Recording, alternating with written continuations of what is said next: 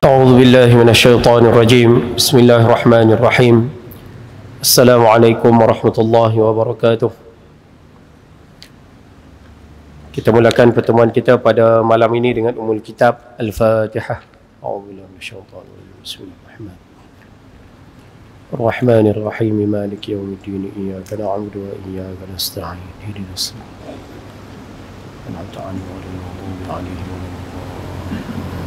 waladdallin. Bismillahirrahmanirrahim. Alhamdulillah wa kafa.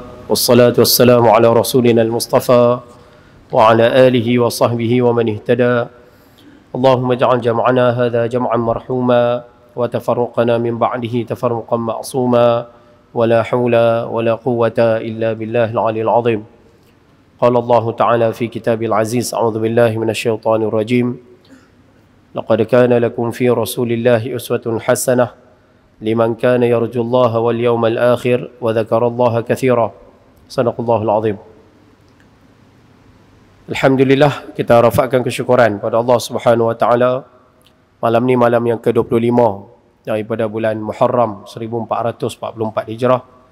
Allah masih lagi manjangkan usia, berikan kita kelapangan, kesihatan, sama-sama berada dalam majlis ilmu pada malam ini. Mudah-mudahan pertemuan kita ada faedah dan manfaat dunia dan akhirat, insya-Allah.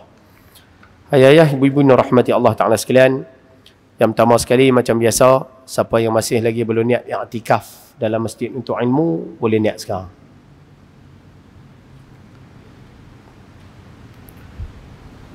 Mudah-mudahan keberadaan kita dikira sebagai satu ibadah di sisinya, insya-Allah.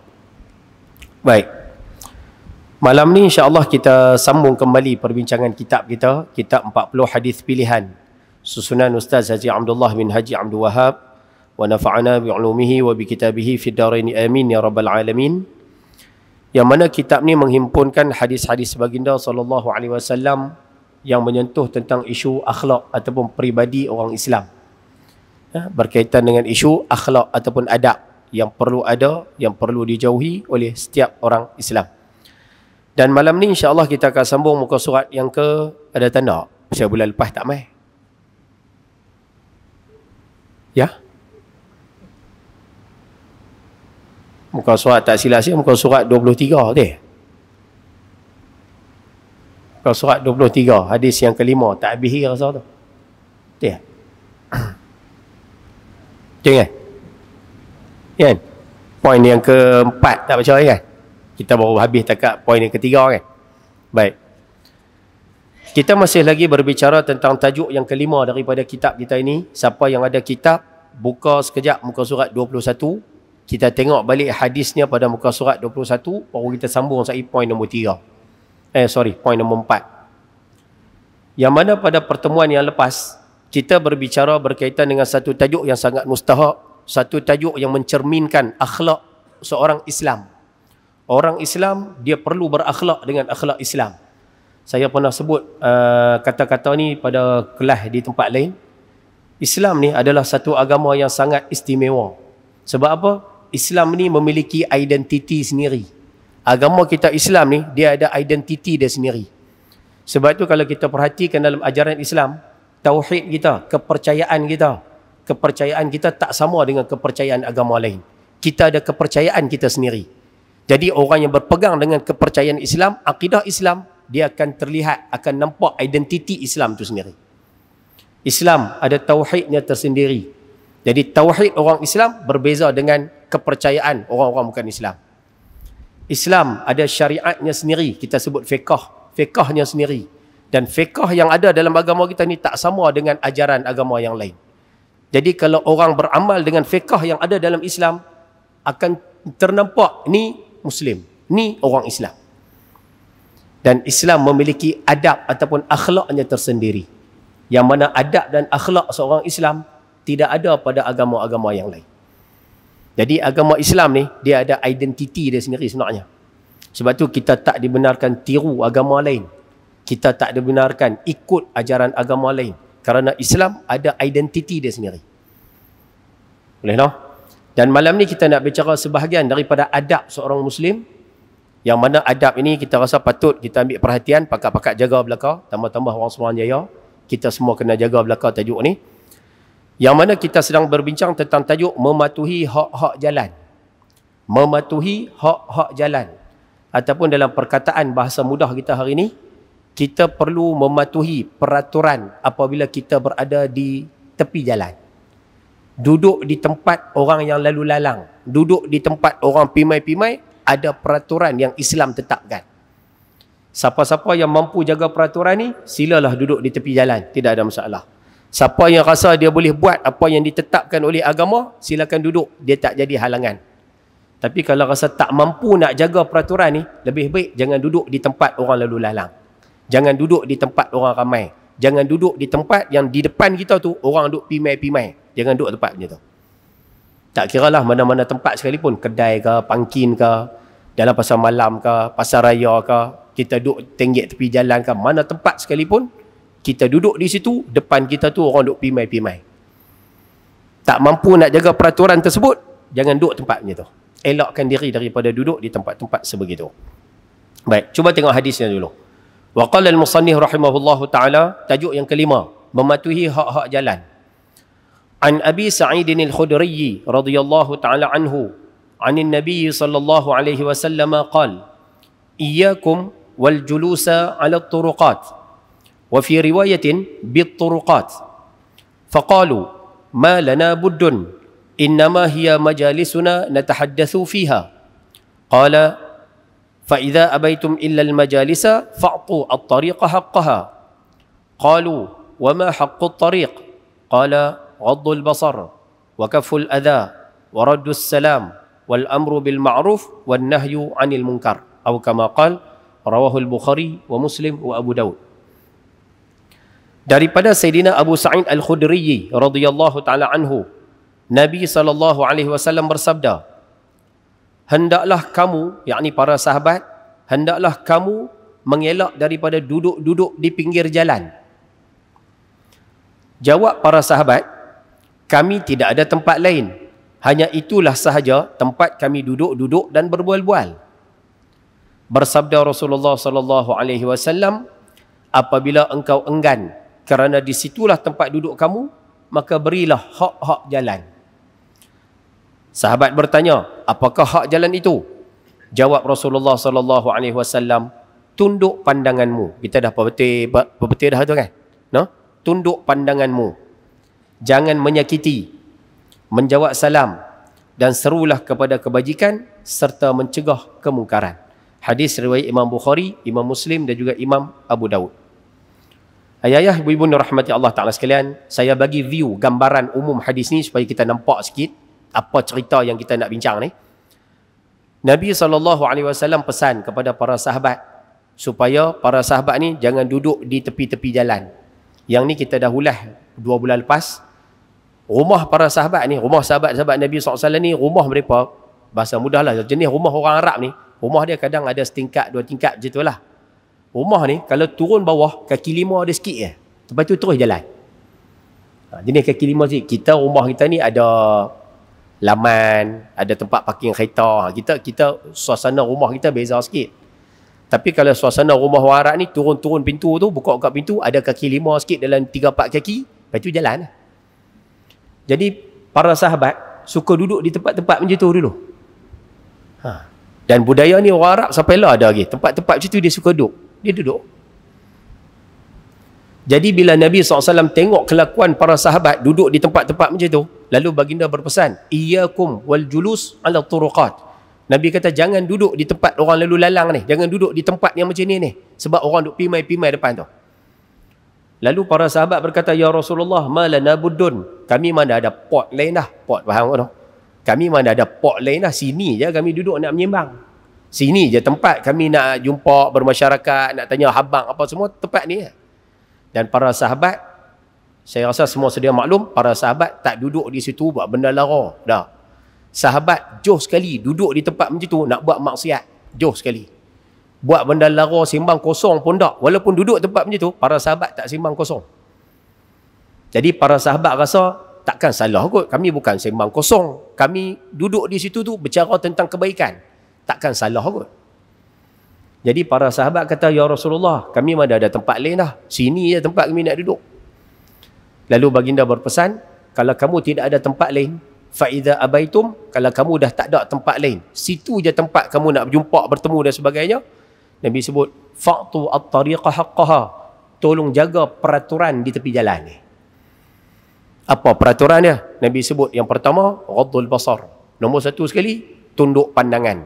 Kalau bahasa kampung kita ni, nombor satu sekali, jaga mata. Duduk tempat orang duk pimai-pimai ni, nombor satu sekali, jaga mata. Saya kita bincang, jaga mata tu macam mana, saya kita bincang. Nombor satu sekali, mata mau jaga. Boleh jaga mata, duduklah situ. Tak boleh jaga mata, jangan duduk tempat macam tu. Yang kedua Nabi sebut, waqaful adha. Maksud dia, jangan menyakiti. Duduk di tepi jalan, bahasa kampung kita, jangan kacau orang. Jangan ganggu orang lain. Sawa'un bil lisan, sama ada dengan lisan kita, dengan lidah, ataupun dengan anggota badan kita, ataupun dengan apa sajalah, harta kita sekalipun, jangan ganggu orang lain. Tuh. Dan yang ketiga Nabi berpesan, jawab salam. Bila orang lalu bagi salam, kamu yang duduk di tempat yang macam tu, kena jawab salam. 10 orang bagi salam, 10 orang kena jawab. Dan yang keempat, suruh orang buat baik, larang orang buat jahat. Manakala kita duduk di tempat yang semacam tu, kalau ada kebaikan, kena suruh. Contohlah, sambil kita duduk tepi jalan, duduk lepak, tengok-tengok azan. Rupanya tugas kita tu, jom semayang, jom semayang. Ajak buat kebaikan. Ataupun kalau tengok ada mangsa duduk depan, aksiden ke, ada orang kena ragut ke, ada apa-apa kecelakaan yang berlaku depan mata kita, rupanya tanggungjawab kita yang berada di tepi jalan tu untuk tolong tu. Sebab kita duduk tenggek di situ. Faham tak bahasa? Habis tu kalau tak buat, Ustaz, kalau tak buat macam mana? Kita dikira tidak menunaikan tanggungjawab ketika mana berada di tepi jalan. Ada yang mengatakan, ada pandangan mengatakan tanggungjawab ni wajib kita laksanakan. Wajib tu apa, Ustaz? Buat dapat pahala, tak buat dosa. Ma yusabu ala fi'lih, buat dapat pahala. Wa yu'aqibu ala tarkih, dan berdosa jika kita tinggalkan. Macam semayang lah, semayang wajib tak? Wajib. Siapa semayang dapat pahala, siapa tak semayang dosa. Tutup aurat wajib tak? Wajib. Siapa tutup aurat dapat pahala, siapa buka aurat dosa. Macam tu lah, itu maksud wajib. Rupanya tanggungjawab duduk tepi jalan pun, ada sebagian ulama kata wajib kita buat. Maknanya wajib jaga mata. Kalau tak jaga mata, dosa.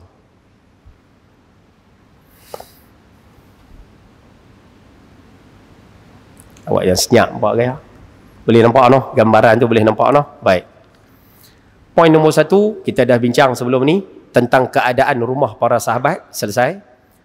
Poin nombor 2 pun kita dah bincang. Pasal apa sahabat argue, pasal apa sahabat bukan bangkang, tapi para sahabat kata, ya Rasulullah, kami tak ada tempat lain dah. Pasal apa sahabat bagi pandangan yang agak sikit bercanggah. Pasal apa para sahabat tak telan bulat-bulat apa Nabi kata. Dalam tu dia sebut, poin nombor 2 tu dia ulah pasal apa. Dan yang ketiga, kita dah bincang berkaitan dengan isu sebab apa tak boleh duduk di tepi jalan. Yang ni kita dah bincang, no? Dan hari ni kita nak tengok berkaitan dengan hak-hak jalan. Yang ni kalau boleh kita ambil sedikit perhatian. Mudah-mudahan kita pakat-pakat jaga sama-sama. Baca lagi? Tak baca lagi no? Tak baca lagi no? Tak baca lagi no? Kira lah kali rekod muka surat 22 no? Okey, baik. Sekali kalau habis kitab, ayah-ayah yang ada pen, tanda lah sikit dekat buku tu. Tulis tarikh cukup lah. Tulis tarikh hari ni kita habis mengaji. Jadi senang, bulan depan main nak tengok tu mudah. Baik, cuba tengok poin nombor 4. Adapun hak-hak jalan itu ialah, okey, apa tanggungjawab kita bila duduk di tepi jalan, Ustaz? Ada 4 je, tak banyak, hanya 4 je. Yang pertama, nombor 1 sekali, yang ni diletakkan pada kedudukan yang pertama, kerana inilah yang paling mustahak sekali. Duduk tepi jalan, yang ni mau jaga dulu. Sebab tu dia duduk pada ranking yang pertama. Apa dia? Menjaga pandangan mata. Tu dulu. Duduk di tempat yang di hadapan kita tu orang duk pimai-pimai, nombor 1 sekali mau jaga pandangan mata. Mata kena jaga. Iaitu dengan maksud dia apa? Dengan maksud jangan menjadikan tempat duduk di tepi jalan itu sebagai tempat untuk mengintai-ngintai dan memerhatikan keaiban orang. Jangan duduk di tempat ataupun jangan duduk di tepi jalan dengan tujuan apa, Ustaz? Nak tengok pemandangan. Ayah-ayah pergi di kedai. Alangkah baiknya kalau ayah orang yang mengaji ni, kita orang mengaji, orang jemaah, orang yang rajin sembahyang di masjid dan sebagainya, apa salahnya kalau pergi kedai, masuk duduk dalam. Pergi kedai nak makan tak apalah, boleh makan di kedai, tapi cari tempat duduk di dalam. Jangan duduk tenggek di luar. Dengan kepiah atas kepala, dengan rokok di tangan, duduk tepi jalan, janda lalu tengok, anak dara lalu tengok, nampak huduh sangat. Takkan orang mengaji perangai macam tu? Takkan orang Islam yang beramal dengan ajaran Islam perangai macam tu? Tak cantik sangat lah. Masuk duduk dalam. Bukan kata tak boleh makan di kedai, masuk duduk dalam. Dah Ustaz, saya boleh jaga pandangan mata. Boleh jaga, doa di luar, tak ada masalah.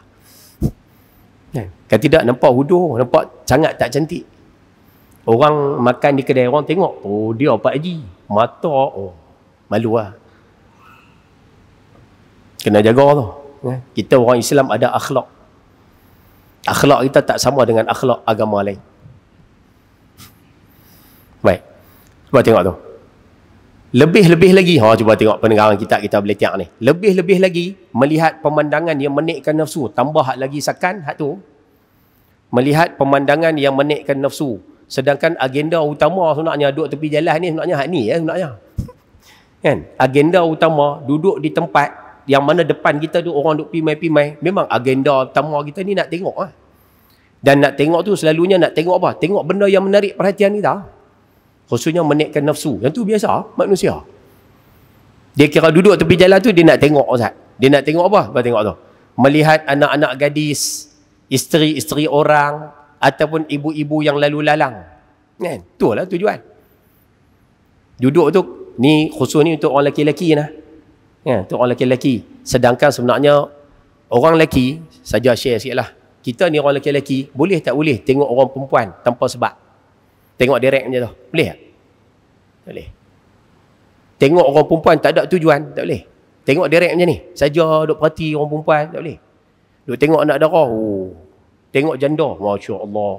Dah tengok janda, sebut nama Tuhan pula. Tu lagi, bahasa kasar sikit, lagi tak ada adab. Haram hukumnya, kita buat maksiat, sebut nama Tuhan. Tak boleh, memang tak boleh. Ayah-ayah tengok anak dara, tengok janda, tengok hak segak-segak duduk jalan, seksi pula. Subhanallah. Haram tu, dosa tu. Kita seolah-olah pemain nama Tuhan, waktu buat maksiat. Waktu buat maksiat, sebut nama Tuhan. Dosa. Jangan buat begitu tu. Sambil duduk tengok, Masya Allah, Tabarakallah, Ish tu gagah lagi, tapi dosa juga. Tapi duk sebut nama Tuhan, tak boleh. Dia sama macam ni, nak buka puasa. Waktu nak buka puasa, pegang rokok. Allahumma laka sumtu wa bika amantu. Dia rasa melawak, benda tu melawak. Sedangkan benda tu haram hukum dia tu. Buat maksiat, sebut nama Tuhan. Sedangkan maksiat ni benda yang Tuhan paling benci. Ala wa inna likulli malakin hima. Setiap raja ada pantal larang dia. Ala wa inna himallahi maharimuh. Benda yang paling Tuhan pantang sekali, benda yang dia kata haram. Dia haramkan perkara tersebut, kita ambil benda haram ni, kita kata Bismillahirrahmanirrahim, Allahumma laka sumtu wa bika amantu.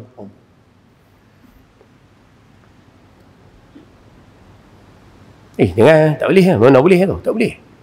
Buat benda haram, mana boleh sebut nama Allah. Buat benda haram, mana boleh doakan kebaikan. Tak boleh.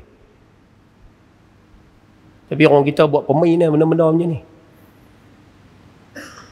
Macam kata tadi, tengok janda, Masya Allah, boleh kat aku seminggu tak keluar bilik ni. Apa duk cakap sebut nama Tuhan dia tu, tak boleh.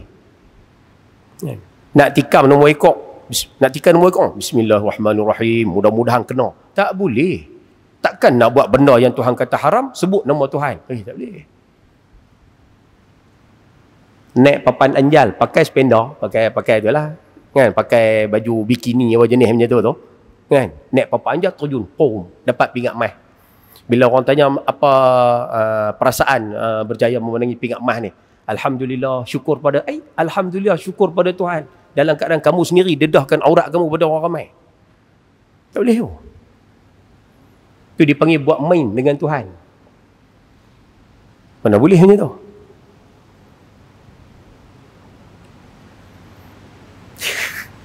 Any question? Nampak senyap, nampak kan? Jangan buat dah. Lepas ni jangan buat kan? Jangan buat. Minta tolonglah. Jangan buat dah. Kan? Kalau kata hak lepas-lepas tu, kita mohon ampun lah. Buat macam mana, tak tahu Ustaz. Kan? Wa inna likulli ahadin, Lupa dah. Kan? Wa inna ahadan lam yulad aliman. Tidak ada manusia yang lahir terus alim. Tak ada. Jadi benda yang salah, benda yang tersilap, lama-lama mohon ampun pada Allah Ta'ala. Hak ke depan janganlah. Tak boleh Ustaz, tak boleh. Memang tak boleh. Hatta buat melawak main tak boleh.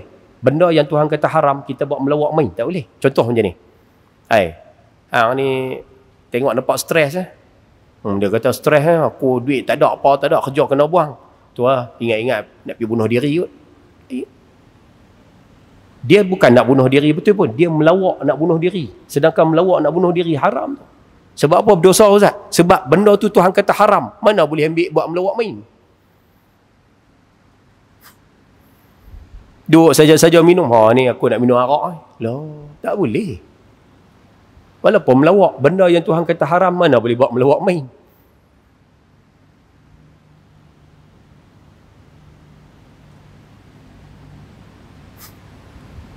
Awak yang senyap buat kan?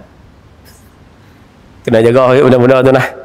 Tak apalah, pelan-pelan lah. Kita ubah pelan-pelan. Kan? Semua pakai nak mati belakang.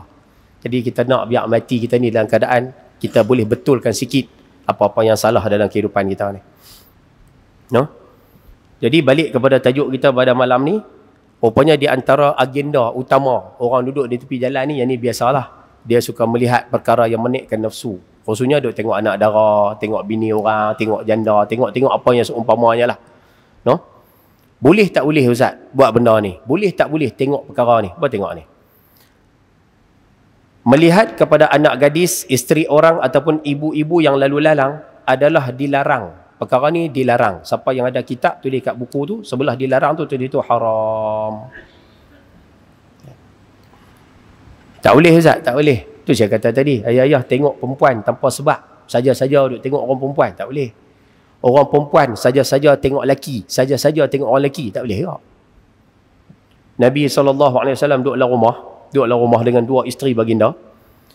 Tengah-tengah duduk bercakap dengan dua isteri baginda ni, tiba-tiba ada seorang yang bagi salam. Sayyidina Abdullah bin Ummi Maktum. Ni sahabat yang buta. Siapa yang baca surah Abasa wa Tawalla? Abasa wa Tawalla, Allah Ta'ala sebut Muhammad masa muka. Anja'ahul a'ma, bila datang kepada dia seorang yang buta. Siapa dia orang buta tu? Sayyidina Abdullah bin Ummi Maktum. Lepas turun surah tu lah.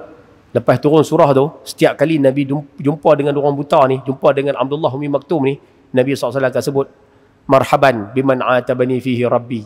Selamat datang orang yang membuatkan aku ni kena marah dengan Tuhan. Kan? Pasal Nabi kena tegur. Kan? Padahal Nabi SAW muka tak berapa cantik tu, Abdullah Ummi Maktum kan tengok pun. Kawan buta, bukan nampak Nabi tarik muka ke apa, dia tak nampak. Sedangkan baginda tak selesa tu ada sebab, bukan saja-saja tak selesa. Ada sebab Nabi jadi tak rupa ceria tu. Tapi Allah Ta'ala tegur. Abdullah bin Ummi Maktum mari rumah Rasulullah SAW, baginda sedang bercakap dengan dua isteri. Lalu baginda suruh dua isteri baginda ni pergi duduk belakang. Pergi duduk belakang hijab, belakang tirai. Pergi duduk belakang tirai dia dua orang. Lalu, saya ringkas cerita tu. Lalu isteri baginda SAW sebut, dia kata, ya Rasulullah, yang datang ni orang buta. Dia bukan nampak kami pun. Maksudnya macam tu lah. Dia buta, dia bukan nampak kami pun. Kan? Kenapa kami nak kena pergi belakang, dia buta. Lalu baginda menyatakan, saya terjemah Melayu lah. Nabi kata, betul, dia tak nampak kamu. Tapi kamu nampak dah. Dia tak nampak kamu sebab dia buta. Tak apalah. Tapi kamu ni orang perempuan, nampak dah. Seolah-olah nak bagi gambaran, macam mana orang lelaki tak boleh tengok perempuan tanpa sebab. Tak ada sebab, tak boleh. Ada sebab, tak apalah. Orang lelaki tak boleh tengok perempuan tanpa sebab. Macam tu jugalah orang perempuan, dia tak boleh tengok orang lelaki tanpa sebab. Kan? Ibu-ibu di belakang duduk kat pasal malam, duduk tengok kawan lalu, duduk tengok pakcik ni lalu, duduk tengok, oi hak ni segok ono. Muka Cik Aaron Aziz tu hak ni. Oh hak ni clear ono, badan sasar ono. Saja-saja syok tengok pun tak boleh tak? Ni contoh lah. Saya tahu ibu-ibu tak buat. Contoh. Rupanya saja-saja duduk tengok tu tak boleh. Sebab tu kena jaga sekali lah. Ni, hak ni kena jaga. Ni. Nabi SAW bersabda, siapa-siapa yang jaga pandangan mata ni dia jaga, Allah Ta'ala akan campak satu halawah, satu kemanisan dalam ibadat. Kemanisan tu dia rasa dalam hati dia. halawatun fi qalbihi. Dia akan rasa manislah hati dia. Saya sebut macam inilah bagi senang. Ayah-ayah, ibu-ibu pernah jadi tak? Kita semayang, ni kita ambil contoh simple-simple lah. Kita semayang, kadang-kadang bila semayang tu, dia main satu masa tu, dia rasa macam lazat dia semayang tu. Rasa macam tak mau berhenti. Padahal bukannya faham pun apa kita baca tu. Tapi rasa sedap. Baca Quran, rasa manis, macam tak mau berhenti. Tapi dia jarang-jarang jadi. Dia bukan jadi setiap hari. Dia jarang-jarang sekali jadi. Rupanya kemanisan tu akan kita rasai bila kita jaga mata kita ni. Mata ni jangan liak.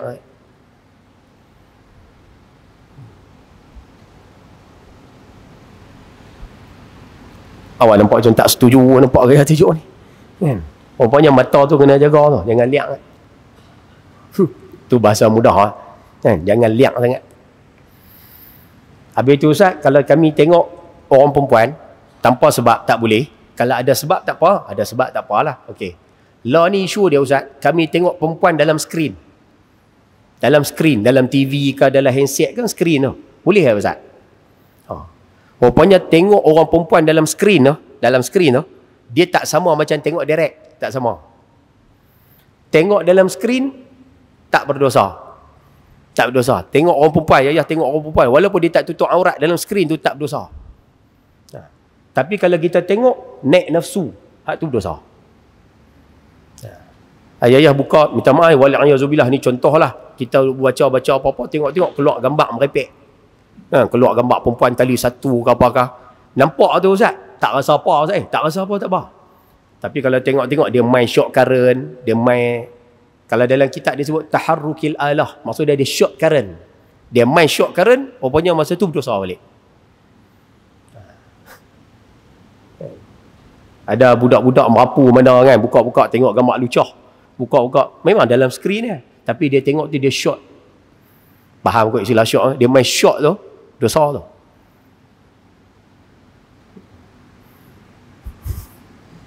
Ada soalan? Kena jaga no, mata kena jaga sekarang. Ibu-ibu yang ada di belakang, ayah yang ada di depan, mata kena jaga. Memang kena jaga. 3 jenis mata yang tidak akan diseksa di hari kiamat. Maksud dia mata yang, bila mata tak kena seksa ni, tubuh badan tak kena seksa lah.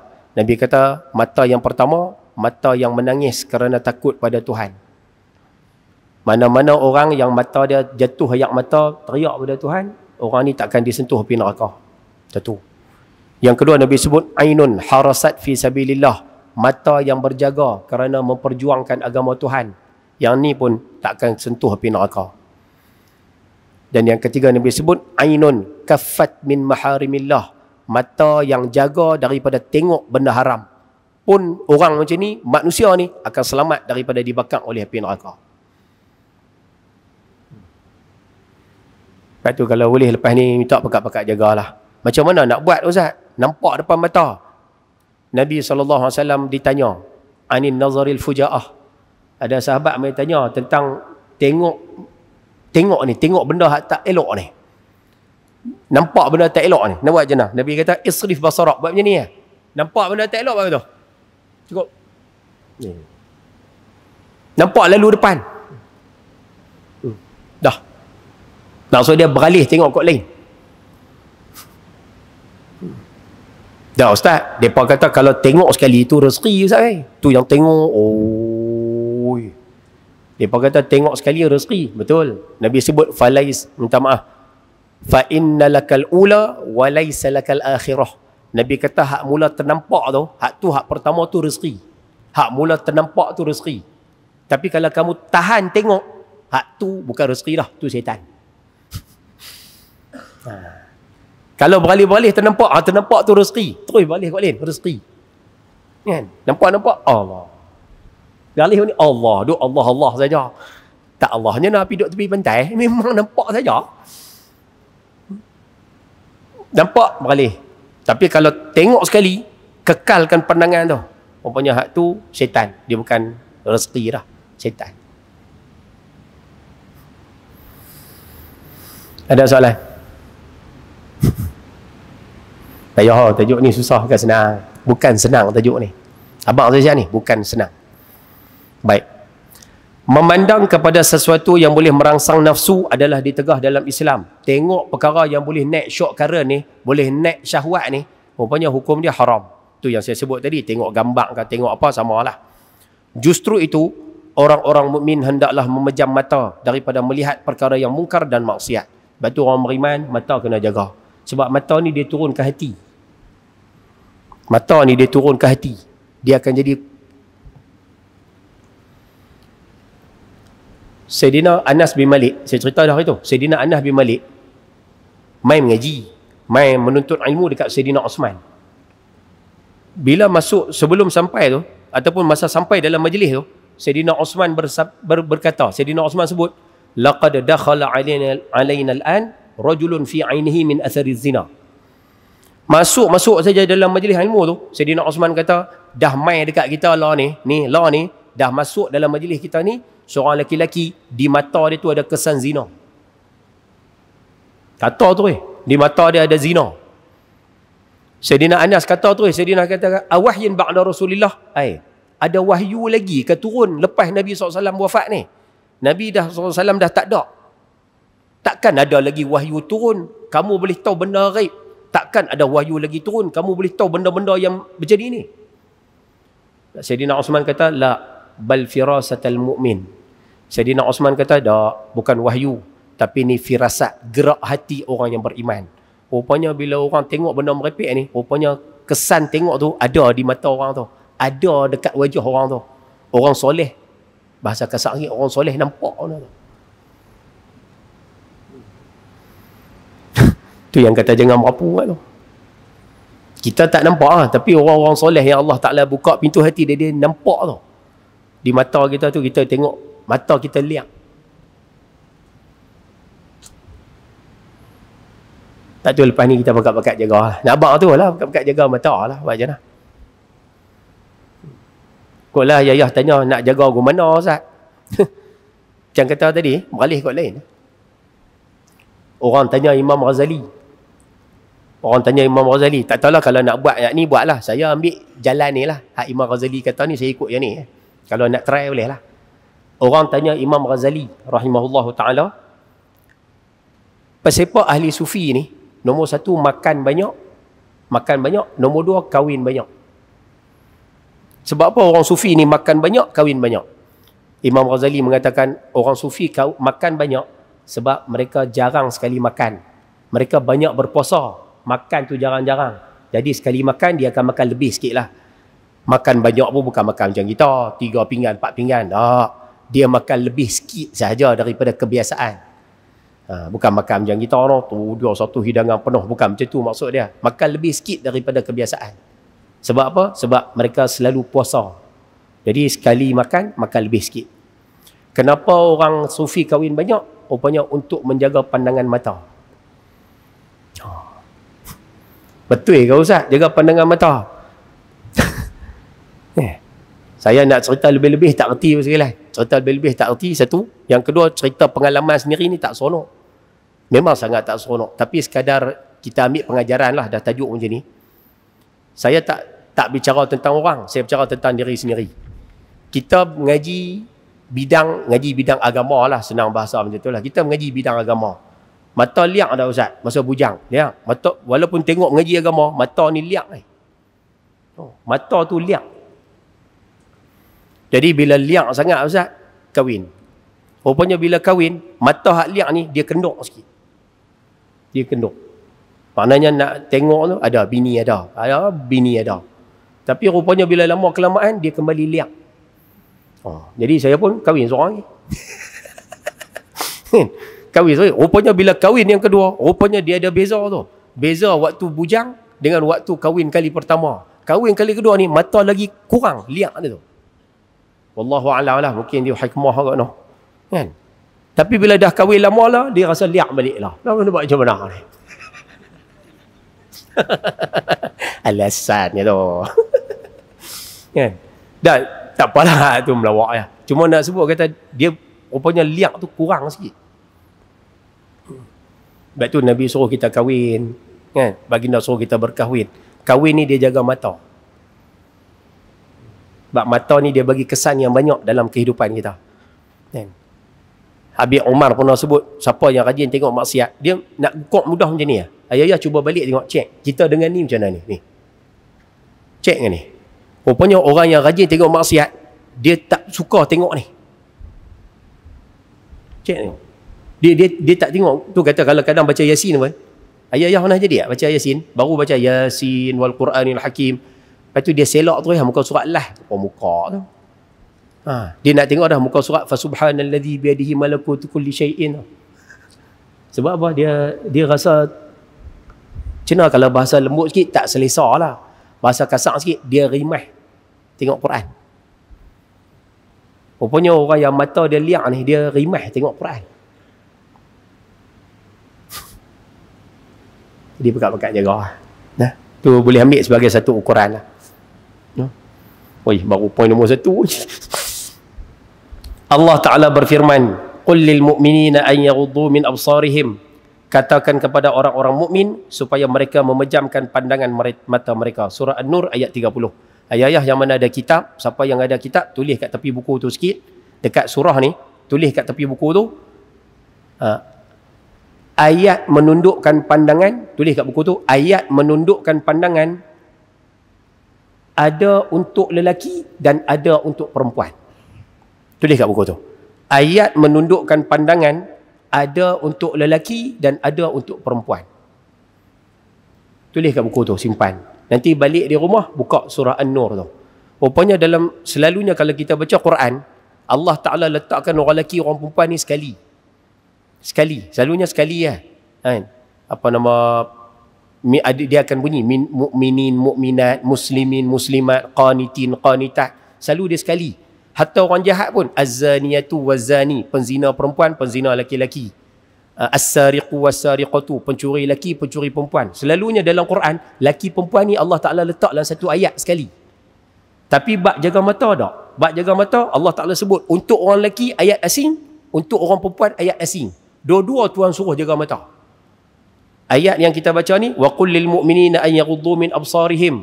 Ayat yang lain, nanti maaf noh, saya tak sempat nak tengok ayat berapa. Allah Ta'ala berfirman, wa qul lil mu'minat na an yaghdud min absarihinna. Katakan kepada orang perempuan beriman supaya mereka juga menjaga pandangan mata. Tapi ayat lain, seolah-olah nak bagi satu penegasan, laki kena jaga mata, perempuan pun kena jaga mata. Jadi masing-masing kena jaga pandangan mata.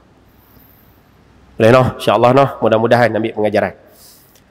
Selain daripada melihat perkara yang diharamkan, tengok benda haram tak boleh, duduk tepi jalan mereka juga dilarang memandang orang-orang yang lalu lalang dengan pandangan mengejek, memperolok, menakut-nakutkan dan sebagainya yang boleh menyinggung perasaan orang lain. Yang ni pun tak boleh. Duduk tepi jalan, tengok orang lalu, kalau istilah orang Penang panggil apa? Usah. Dia usah tak puas hati, tak boleh. Kami tengok, dia bukan usah, dia bukan tengok tu, tengok dalam keadaan nafsu, tak? Dia tengok buat muka tak puas hati, dengan mata tunjuk tak puas hati, jegir. Boleh. Orangnya tak boleh, orangnya duduk tepi jalan pun seolah-olah macam nak telan orang.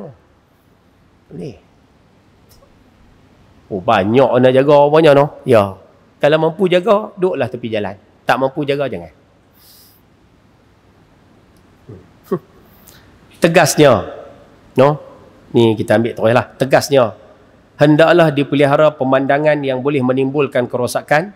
Maksudnya pemandangan yang boleh merosakkan akhlak orang Islam ini dan maksiat pada diri sendiri serta menimbulkan salah faham dan menyinggung perasaan. Kesimpulannya, duduk tepi jalan, jagalah mata. Kerana menjaga mata itu akan menjaga adab Islam, menjaga maruah kita sebagai orang Islam dan menjaga diri kita daripada menyakiti orang lain. Tu ya. Kena jaga sekalian no, bab-bab ni kena jaga. No? Ayah, ibu-ibu rahmati Allah Ta'ala sekalian, boleh kau no? Boleh dapat no, bab jaga mata. Habislah masa. Saya baru cara tajuk mata, yang lain tak bercara lagi. Ayah, ibu-ibu yang hadir pada malam ni, boleh tak? Sebelum kita nak baca poin yang kedua sikit, lari tajuk sikit boleh? Sikit ya? Ayah, ibu-ibu tengok tak dalam, baru ni ada laporan yang dikeluarkan oleh IMF ataupun Bank Dunia, menggambarkan tentang suasana buruk ekonomi di tahun hadapan. Setakat yang Jokowi pun dah mengesahkan Perdana Menteri Singapura pun dah maklumkan kepada rakyat dia.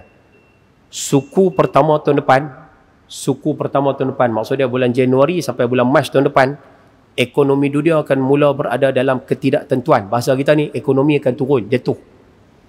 Bulan 1 sampai bulan 3 tahun depan. Dan ada yang mengatakan dia akan mula bulan 11 ataupun bulan 12 ni. Bulan 11 atau bulan 12 ni. Mai 1 sampai bulan 3 dia akan jatuh. Bila mari suku kedua tahun depan, bulan April sampai bulan Jun, dia lagi jatuh. Maknanya tahun depan ni ekonomi dunia akan jatuh sekali dengan ekonomi Malaysia akan terkesan. Yang tu biasalah. Cuma kita nak pesan, kalau boleh suasana ni akan berlaku. Kalau kata dia betul-betul jadi negara kita terkesan, saya nak sebut beberapa perkara. Nombor satu sekali lah, kalau boleh kita minta mulai daripada sekarang, masing-masing boleh mula belajar berjimat. Itu satu. Belajar berjimat. Belanjalah untuk keperluan, belanjalah untuk benda yang kita perlukan. Hak mana hak seronok, nak buang duit, nak buang apa tu, kalau boleh ejah-ejah tengoklah. Kena mula-mula berjimat dah. Satu. Yang kedua, kita nak minta yang kedua ni, banyak-banyakkan belajar puasa sunat. Ajak anak-anak, ajak bini, rumah tangga kita, banyakkan puasa sunat. Sebab bila ekonomi jatuh ni, dia akan mari macam-macam lah. Inflasi akan berlaku, pengangguran akan berlaku, kena buang kerja apa semua ni. Rupanya kena bagi dia kuat. Dan yang ketiga, saya rasa boleh dah kita ajak ahli keluarga kita untuk kita sama-sama berusaha kuatkan keyakinan kita pada Tuhan. Cara tu macam-macam lah, ngaji ke, buatlah apa pun. Yang penting supaya keimanan, kepercayaan kita pada Tuhan ni jadi kuat. Dia bukan takut apa, takut tahun depan. Saya takut, minta maaf ni contoh mudah lah. Kita takut bila ekonomi main teruk, sehari ada kena buang kerja, duit tak ada, duit apa. Kita takut masing-masing duk fikir jalan pintas. Jalan pintas paling cepat kali, duk fikir nak terjun jambatan. Duk takut yang tu. Bukan kita nak kata pada sesiapa, tapi hari ni orang Islam pun banyak dah mula fikir macam tu. Rasa stres sikit, tekanan sikit, terjun jambatan, terjun jambatan. Dia ingat bila terjun bunuh diri tu masalah selesai. Sebab sekarang ni pun tekanan teruk pun dah ada sakan. Tahun depan kita takut lagi sakan tekanan dia. Jadi kuatkan yang tu. Jangan duk kira nak tanam padi atas bumbung, nak tanam semua jenis pokok tepi rumah. Duk fikir makan ni. Makan tu perlu betul, tapi janganlah sampai tahap bila main suasana macam ni duk fikir nak makan ni. Asal kena bagi kuat dalam lah ni. Dia akan mari akan lama ni tahun depan. Dan kemungkinan dia akan main bulan 11 atau bulan 12. Lepas tu kalau orang tanya, minta maaf no. Lepas tu kalau orang tanya PRU bila Ustaz? PRU bila? Tu nampak-nampak bacaan lah ni kemungkinan besar tak bulan 10, bulan 11 Kemungkinan. Betul tak tahu lah. Tu serah pada orang yang ada autoriti Tapi duk nampak dari sudut suasana tu nampak gaya tak lama dah. Takkan nak buat pilihan raya waktu ekonomi je tu. Satu. Dan yang kedua, ayah-ayah, ibu-ibu jangan lupa nah. Hak ni saya abang siap-siap ni. Supaya nanti kita tak makan dosa kering. Tak ambil dosa kering. Bila berlaku PRU, pilihan raya umum ni, ke-15 ni, yang nak tanding saya rasa mungkin secara umum lah. Secara umumnya 3 pihak yang besar. Yang pertama, Barisan Nasional. Yang kedua, Perikatan Nasional. Yang ketiga, Pakatan Harapan. Sebenarnya akan ada pertembungan 3 ni lah.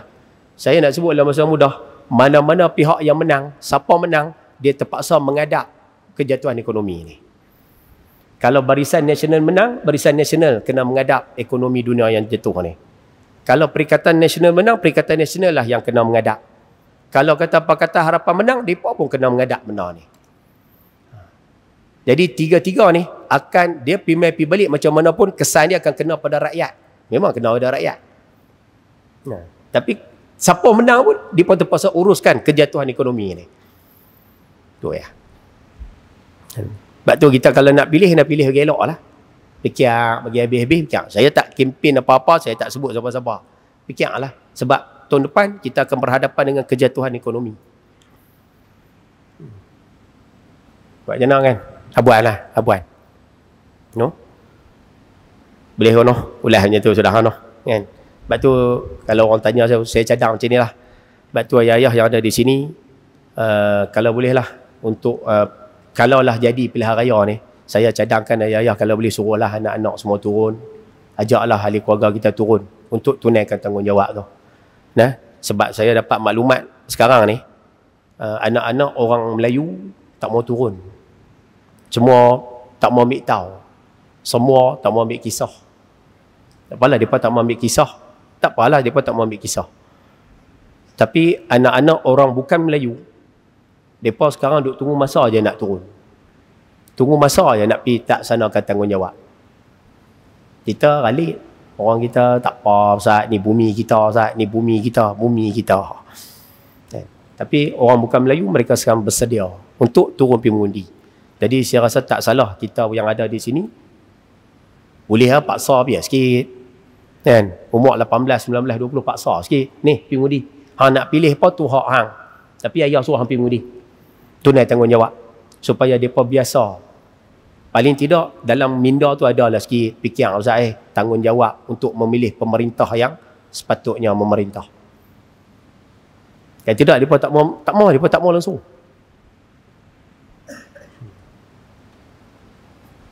Nak cerita lebih payah. Kan?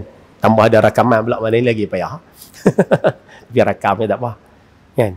Cuma kita sebut macam tu lah. Suruhlah, ajak mereka turun untuk menunaikan tanggungjawab. Kalau jadi bulan 10-11 ni lah. Tapi kalau harap-harap jadi tahun depan pun bagus juga. Tapi duk nampak bacaan tu tahun ni juga lah. Balah, tengoklah macam mana. No? Mudah-mudahan ada kebaikan. Poin yang kedua, wallahu alam, ngaji banyak-banyak. Bulan depan dah kita sembuh. Tengok nampak tak ceria dah. Bulan depan dah kita sembuh. No? Bulan depan kita akan bicara tentang bab duduk tepi jalan jangan kacau orang, jawab salam dan juga buat amar makruf nahi munkar. No? InsyaAllah. Mudah-mudahan perkongsian malam ni ada faedah untuk kita bersama. Jadi cukup sekadar itu. Sekian, billahi taufiq wal hidayah. Assalamualaikum warahmatullahi wabarakatuh. Bismillahirrahmanirrahim. Alhamdulillahirabbil alamin. Wassalatu wassalamu ala asyrafil anbiya wal mursalin wa ala alihi wa sahbihi ajma'in. Rabbana atina fid dunya hasanah wa fil akhirati hasanah wa qina adzaban nar. Sallallahu ala sayyidina Muhammad wa ala alihi wa sahbihi wa baraka wa sallam. Walhamdulillahi rabbil alamin. Taqabbalallahu minkum.